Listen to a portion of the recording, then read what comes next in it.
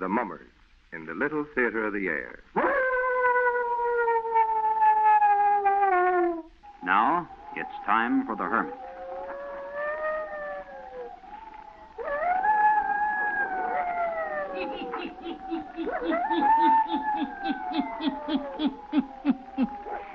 Ghost stories. Weird stories.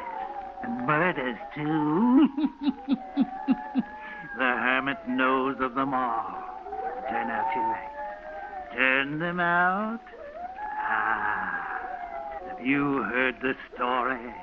It happened on Sunday. Eh? Then listen while the Hermit tells you the story.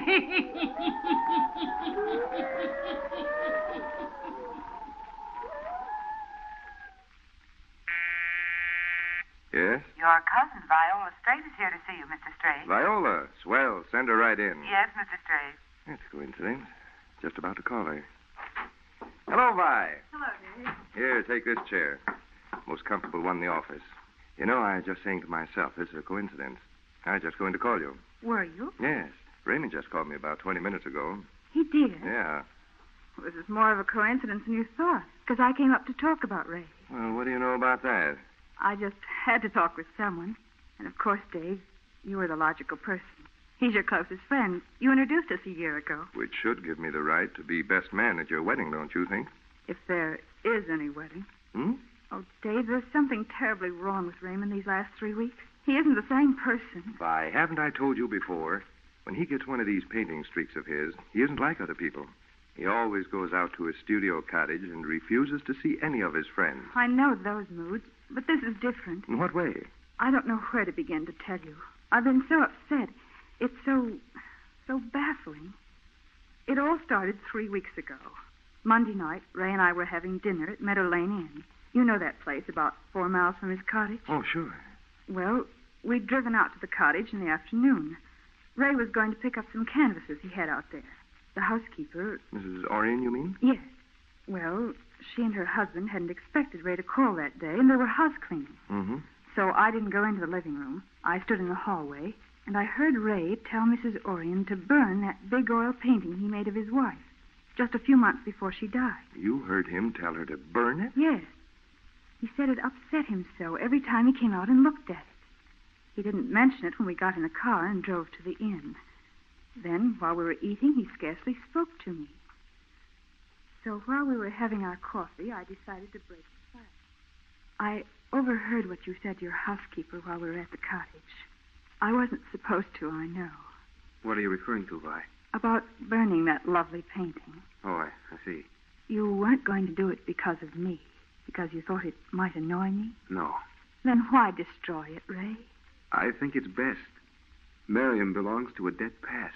You can't kill memories. No, that's true. Ray, I don't know how to say this exactly, but perhaps you shouldn't marry me in August. Maybe you aren't ready to marry anyone yet. After all, it'll only be 3 years this month. I know how much you mourned, how much you loved her. Vi, let's not talk about it anymore. Our plans are all made. Believe me, it's best for you to forget all that you heard me say to Mrs. Orion. Please, let's not mention it again. Naturally, I said nothing more. But from that night, Raymond seemed to change. Evenings when we've gone out, he's silent, almost morose. He doesn't seem to be aware that I'm in his presence. Then, Monday of this week, he called to say he was going out to the cottage. But he didn't say when he would see me again. He didn't invite me to drive out there. It was almost as if he was saying goodbye for good.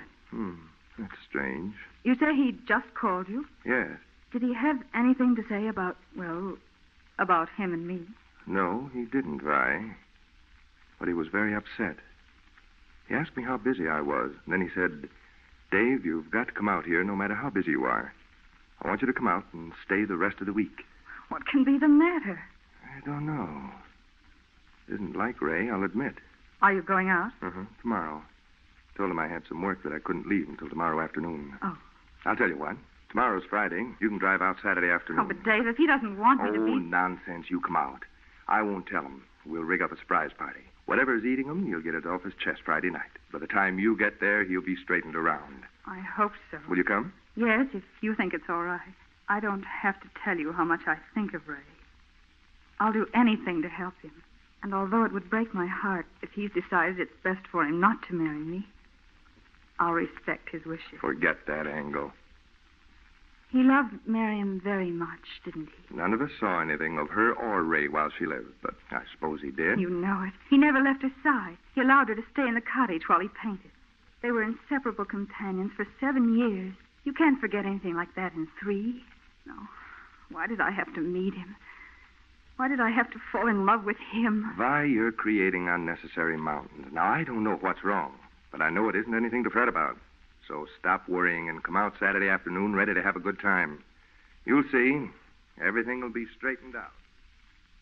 Well, Mrs. Orion, it's nice to see you again. I'm glad to see you, Mr. Strange. Now, where's this guy who dragged me away from a busy office on Friday afternoon? He's up in the studio. He said to tell you when you came to come right up there. Fine. I thought when he called me yesterday that he might be ill. Oh, no, Mr. Strange. It's not any physical illness he's got. It's something mental. So, just exactly what do you mean? I can't say any more. I shouldn't have said what I have. But if you're his friend, Mr. Straight, you'll urge him to get away from the cottage this weekend. Well, how... Now, please don't ask me any questions, Mr. Straight. I can't say another thing. And don't mention to him what I have said. No, of course not. Just remember, Mr. Putnam isn't himself, not at all. And he needs you. He needs your help and friendship. He has both, Mrs. Orion. You know how I feel about him. At times, it seems like he's my son. I've taken care of him ever since his parents died all these years since. I know how you feel. And yet I'm just his housekeeper. I have to remember that. Now, shall I take you up to the studio? No, thanks. I'll burst in and surprise him. See you later, Mrs. Orion. Believe me, I'm looking forward to one of your good dinners.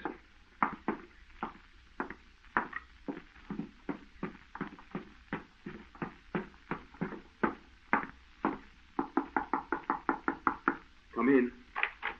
How are you, Ray? Hello, Dave. I'm glad you came. Gosh, I thought from the urgency of your invitation that you wanted me to come out and pose for a painting.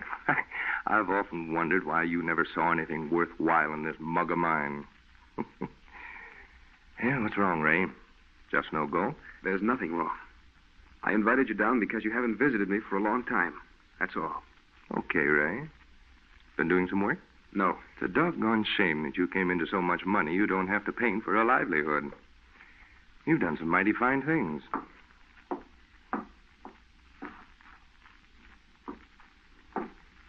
Now, listen, you can't walk the floor this way and still insist there's nothing wrong. Well, why keep it all to yourself? Why not get it off your chest? You invited me down here for a purpose. Look, we've been friends for years. I'm the logical person for you to confide in. Now, come on, stop walking this room like a lion in a cage. Listen to me. Is it Vi? Have you found you don't care for her? No. Is it something about your health? No. Well, then it can't be anything very serious. If you're my friend, don't ask me any more questions. If you want to know why I invited you down here, it's because I don't want to be alone. I want you here. Your wish is granted. Now, what do you say we have a stroll around the grounds, and then urge Mrs. Orion to serve dinner early, Come start. Dave, we can't leave the studio. You've got to eat here with me.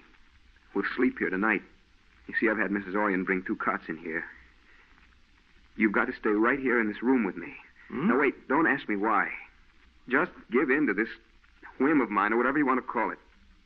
You have me baffled, I'll admit. Maybe someday I can explain. If I ever do, then remember this episode is between you and me, never to be mentioned to anyone else. Now, let's settle down.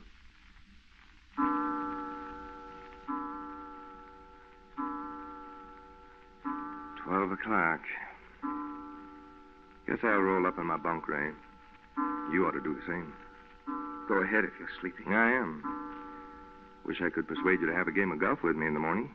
I will in a few days. Well, what's wrong with tomorrow? You heard what I said. I'm not leaving the studio until Sunday morning. So that's that. Well, I'll be talking to you in the morning. Seems a doggone shame to sleep on an old cot like this when this house is filled with good beds. You're turned out to be a heck of a host.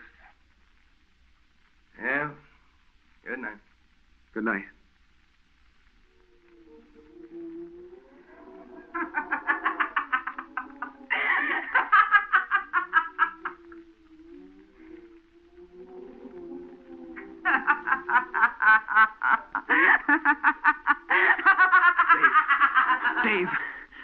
Dave. Did you hear it? Someone laughing. Someone laughing as if they were right outside the windows of the studio. No one can get in these windows. They're all locked. Dave, what is this? As if anyone would put up a fireman's ladder to try to climb in this third-floor studio. You don't know what you're talking about. Well, I hope you do. Maybe you're expecting someone to drop in through the skylight. Listen. Did you hear it? Oh, sure. Someone at the door. Well, get on my robe before you let them in. What? No one here. You heard the knocking on the door, but you see there's no one here. Mrs. Orion was right. What she told me is true. She came back last year at the same time and the year before. She won't rest in her grave. Mrs. Orion was right. She does come back.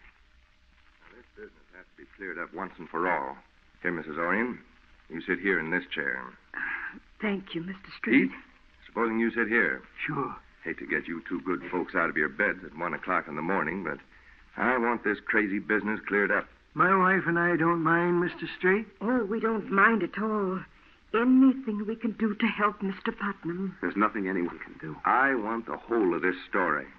Now, Mrs. Orion, Ray tells me that for the past 2 years since Miriam died, that you people think she has walked about in this house each year on the eve of the night she died. Oh, yes, Mr. Straight. Pete and I heard the walking up in the studio. We heard something, all right. Got up to investigate, but we didn't see anybody. Of course you didn't. You know that there's no possibility of such a thing being true. Mrs. Orion, just this afternoon you told me how much you thought of Ray. Well, if that's so, why in thunder would you tell him such yarns? He made me tell him. I didn't want to. I tried to convince myself there wasn't anything to it. But we did hear walking up in the studio, and we heard her laughing just like she used to do. Mr. Putnam, he made me listen on the night last year and the year before and report to him. Ray, what made you think Miriam's spirit would come back to haunt this house? Because she said she would, just before she died. Well, of all that... Now, come on. Suppose you tell me the whole of this wild tale, You might as well know it all, Mrs. Orion. Well, that's what I say. I was a coward. I stayed away from the cottage last year and the year before at this time. These days are the anniversary of her death. I was afraid of a threat. Well, go on, Ray. No one but Pete and Mrs. Orion knew what Miriam was like. She was insane, Dave, but I never let anyone know it. I never let her out of my sight. What I'm saying is true, isn't it, Mrs. Orion? Oh, the poor boy put up with more than anyone will ever know. She used to stand here in the studio when I'd be painting and laugh, just as she did tonight.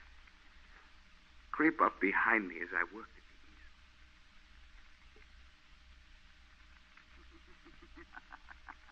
What? Miriam, you frightened me. Sure. You're always afraid of me. Afraid that I will kill you. Miriam, where'd you get that knife? Out of the kitchen. Mrs. Orion never saw me take it. Give it to me, Miriam. I'm going to kill you with it. Just like I'm going to slash your picture to threads right now. Miriam, don't. Miriam, wait!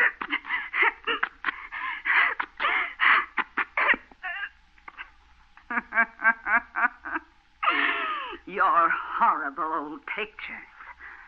No one wants to buy them. None of them are any good. None of them are any good. Why don't you paint me? You paint everything and everybody but me. You don't paint me because you want to spite me. I know it. I'd intended to paint her for a long time. I tried to, but she wouldn't sit for me. And when she did, it was always to annoy me. She'd sit and grimace, laugh. I should have put her in an institution, but I couldn't bear the thought of that. She was beautiful frail. I was afraid of the treatment they might give her. So I kept her near me all the time. Mrs. Orion and Pete were frightened, but they stayed on for my sake. Finally, I decided to paint Miriam even though she wouldn't sit for me. This seemed to mollify her somewhat. Oh, she was much easier to handle those last few months. Almost friendly-like. That was because she was growing weaker, though we didn't know it. You see, I had never called in a doctor for fear he would judge her insane. And then that last night, as Mrs. Orion and I stood by her bed, she raised up, looked at me wildly. I'll come back every year at this same time. Do you understand what I say? I'll come back every year until I have my revenge. We heard what she said, Mr. Straight. But I told Mr. Putnam not to worry over it none. She was always saying crazy things. I did forget it for a little time after she was gone. But 2 years ago, and then last year, as the time of the anniversary of her death drew near, her threat bothered me. I wouldn't come near the studio. Pete and Mrs. Orion watched for me. They heard her. And then this year I realized that I couldn't marry Vi until I was sure in my own mind. Until I'd stayed here myself. And then tonight I did hear her laugh. It was as distinct as if she were alive. So there's only one thing to do. Tomorrow at midnight, if I hear a knock at this door, even though I see no one, I'll use my revolver. I'll fire at her unseen spirit standing at the door of this studio.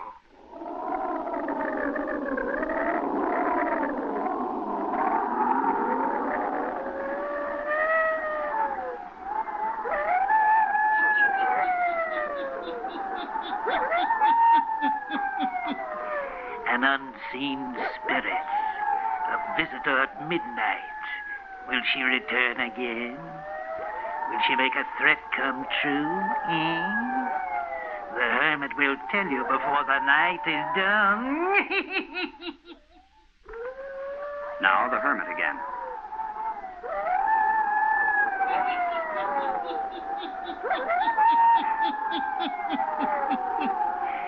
It is nearing the hour of midnight.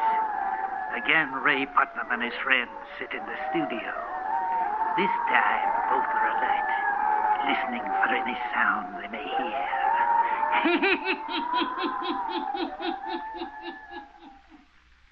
Miss Orion left us some sandwiches and coffee, Ray. Want to join me in a snack? No. Well, I'm going to have coffee, or I may fall asleep on you. Stays piping hot in this thermos jug. Good cup of coffee is just what you need. No, nothing. You know, it's a strange thing to me how you can be taken in by all this nonsense. You aren't going to hear anything tonight or any night. You forget that I did last night. Oh, you listened so hard last night you had to hear anything your mind created. Didn't you hear someone knock? You had me believing almost anything. I feel so darn silly. As if we were playing a game of cops and robbers. You sitting here with that gun. Both of us waiting for a spirit to make an appearance. Here I was planning on having a swell weekend. I told Vi to come out today, but with things as they are, I decided it was best to call her and tell her not to come. Better have some of this coffee. Dave. Yeah. Look at that rocking chair. The one Miriam always sat in. It's moving. See it? Rocking back and forth. Well, what's funny about that? I've seen chairs rock by themselves lots of times. Wind catches them. Miriam sitting in that chair. I see her. She's sitting in the rocker. Oh, get a hold of yourself. There isn't anyone there. Stop that laughing. I'll end that insane laughter of yours forever. Ray! You're the one who's insane. There's no one sitting in that chair. Oh, you frightened the wits out of the Orions. They're coming up the stairs. Mr. Straight, it's us. Is everything all right? Coming. I'll let you in. Get away from me. You can't touch me. Why, it's all his imagination. Fired at the rocker. Thought she was sitting in it. Mr. Putnam, what's the matter? What's wrong? She's got her hands around my throat. There ain't anyone in here but us, Mr. Putnam. Her hands around my throat. Stop. Stop.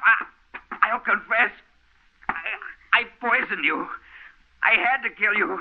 But you might have harmed innocent people. It was best to kill you. But stop. Let me breathe. Ray, there's no one in this room. Miriam didn't return. Ray. What's the matter with him? Call a doctor, Mrs. Orrin. I'm afraid he's dying. Get a doctor here immediately. Vi, it's a terrible thing. There's really nothing any of us can say to comfort you. He poisoned Miriam. Yes, he told us just before he died. You don't think she really did come back to carry out her threat of revenge? I saw no one. I think Ray died of a guilty conscience. But of course, it's true that there were finger marks on his throat, as if someone had choked him. And that is the part that is hard to figure out.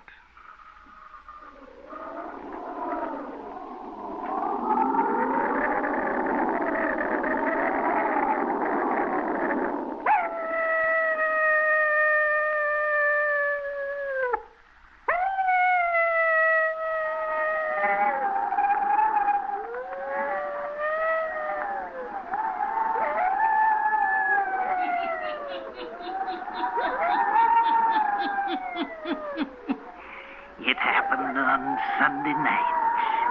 At midnight, a ghost figure returned. A spirit returned as she said she would to avenge her murderer. Yes. Turn on your lights.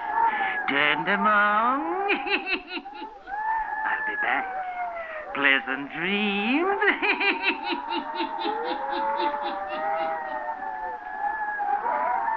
All characters, places, and occurrences mentioned in the Hermit's Cave are fictitious, and similarity to persons, places, or occurrences is purely accidental.